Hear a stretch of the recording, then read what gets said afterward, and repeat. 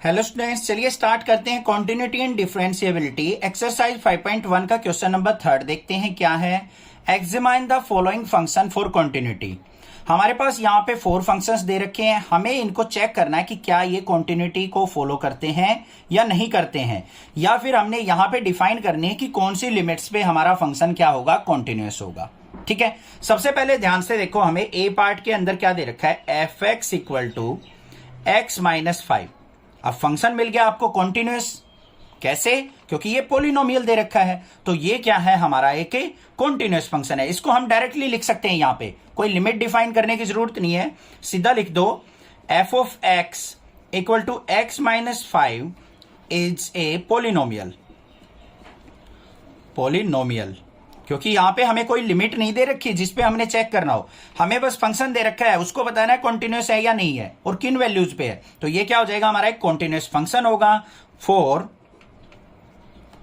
Is a polynomial, so it's continuous for all value of x belongs to real number.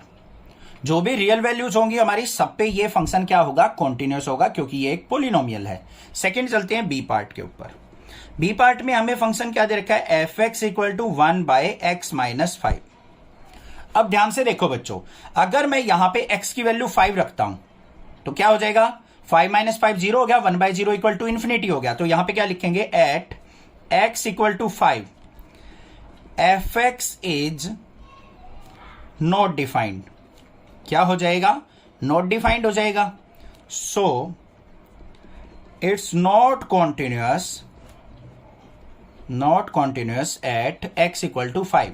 तो ये 5 पे हमारा function जो है कॉन्टिन्यूअस नहीं होगा। ठीक है, और बाकी वैल्यूज पे देखते हैं क्या कॉन्टिन्यूअस होगा या नहीं होगा। बिल्कुल होगा, देखो कैसे।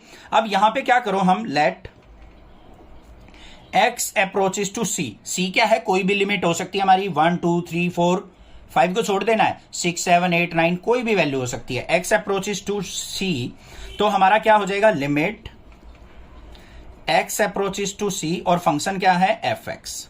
तो क्या आ गया यहां पे, limit x approaches to c, function क्या यूज करेंगे, 1 बाय x माइनस 5। तो रिजल्ट क्या देगा, ये 1 बाय c माइनस 5। ठीक है, तो एफ ऑफ सी किसके इक्वल आ गया मेरा, 1 बाय सी माइनस 5।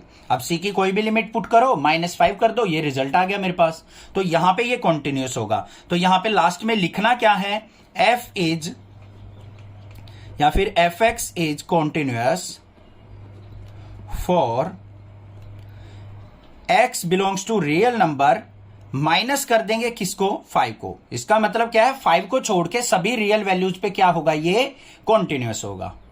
क्योंकि 5 पे डिसकंटिन्यूअस था ना, तो -5 कर देंगे इसको।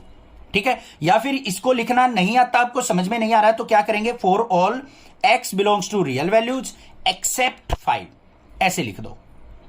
अब तो क्लियर हो गया किस तरीके से लिख सकते हैं। ठीक है, अब चलते हैं इसके सी पार्ट के ऊपर।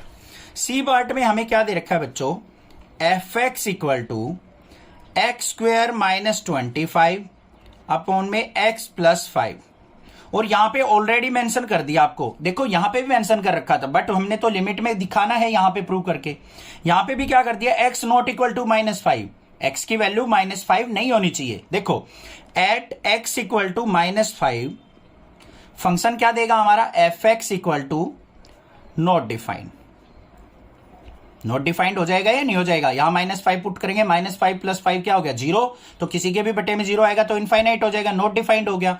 तो यहां पे क्या लिखेंगे, so it's not continuous for x equal to -5।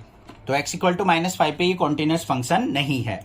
अब हमें क्या करना है, यहां पे लेट कोई लिमिट हमें सेलेक्ट करनी है, x अप्रोचेस टू c, उस पे देखते हैं क्या आएगा, limit x approaches to c f x. क्या हो जाएगा, limit x approaches to c, function क्या है, ये रहा, एक्स स्क्वेयर माइनस 25 अपॉन में x प्लस 25 x प्लस 5, ये दे रखा है। अब इसको सिंप्लीफाई कर लो, limit x approaches to c, x square minus 25 को क्या लिख सकता हूं मैं, x माइनस 5 x प्लस 5।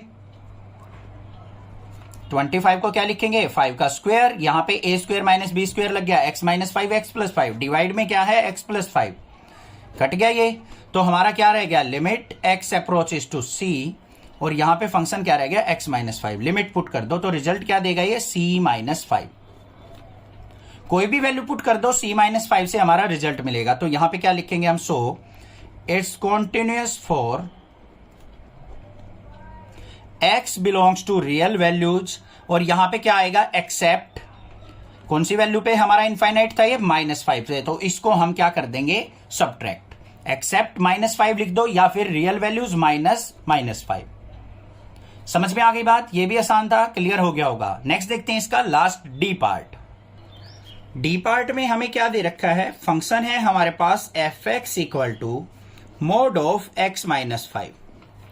ये फंक्शन दे रखा है। अब यहां पे सबसे पहले देखो हम अगर यहां पे 5 पुट करते तो 5 माइनस 5 रिजल्ट क्या आएगा 0। इनफाइनाइट तो नहीं आ रहा, 0 आ रहा है, तो ये 5 पे भी हमारा क्या होगा कॉन्टिन्यूअस। तो यहां पे ध्यान से देखो at x equal to 5 f of 5 equal to क्या हो जाएगा यहां पे mod of 5 minus 5 is equal to क्या आ गया 0। तो यहां पे क्या लिखेंगे so it's continuous for x equal to 5। अगर यहां इनफाइनाइट आता ना हमारा सोल आउट होके तो वो डिसकंटिन्यूअस हो जाता। x इक्वल टू 5 पे क्या आ गया हमारा 0 आया है फंक्शन, तो ये हमारा क्या हो गया बच्चों कॉन्टिन्यूअस हो गया। उसके बाद क्या करेंगे at limit x approaches to c। क्या मान लिया हमने लिमिट जो है x अप्रोचेस टू c। अब यहां पे मॉडुलस दे रखा है ना, तो c की वैल्यू दो कंडीशन बनेगी हमारी। Case first if c greater than 5 हो, लिमिट की वैल्यू क्या हो 5 से बड़ी हो, मतलब 6 7 8 9 10 अप टू इंफिनिटी तक हो, तो हमारा फंक्शन क्या हो जाएगा limit x approaches to c mod of x minus 5।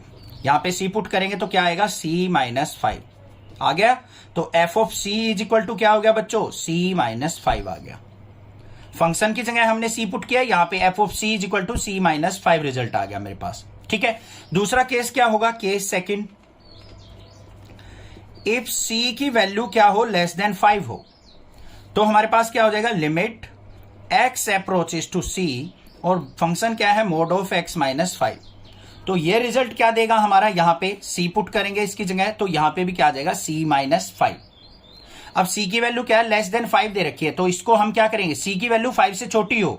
ध्यान से देखो c की वैल्यू अगर क्या है 5 से स्मॉल है, मान लो 4 है, तो 4 माइनस 5 -1 रिजल्ट देगा। तो ये रिवर्ट होके हमारा क्या बन जाएगा 5 माइनस c। इस तरीके से रिजल्ट लिखा जाएगा। तो यहां पे क्या हो जाएगा हमारा f इज कॉन्टिन्यूअस, f ये इसके इक्वल ही है हमारा c माइनस 5, रिजल्ट सेम आएंगे। f(x) is continuous for all x belongs to real value. कोई भी एक रियल वैल्यू हो, लेस देन हो या ग्रेटर देन हो, रिजल्ट हमारा सेम ही आना है। ठीक है, कोई दिक्कत की बात नहीं है, क्योंकि मॉडुलस से नेगेटिव पॉजिटिव साइन क्या हो जाएंगे हमेशा पॉजिटिव बन जाएंगे। ध्यान से देखो कैसे कहा है मैंने, यहां पे फंक्शन दे रखा था मोड x माइनस 5 f(x).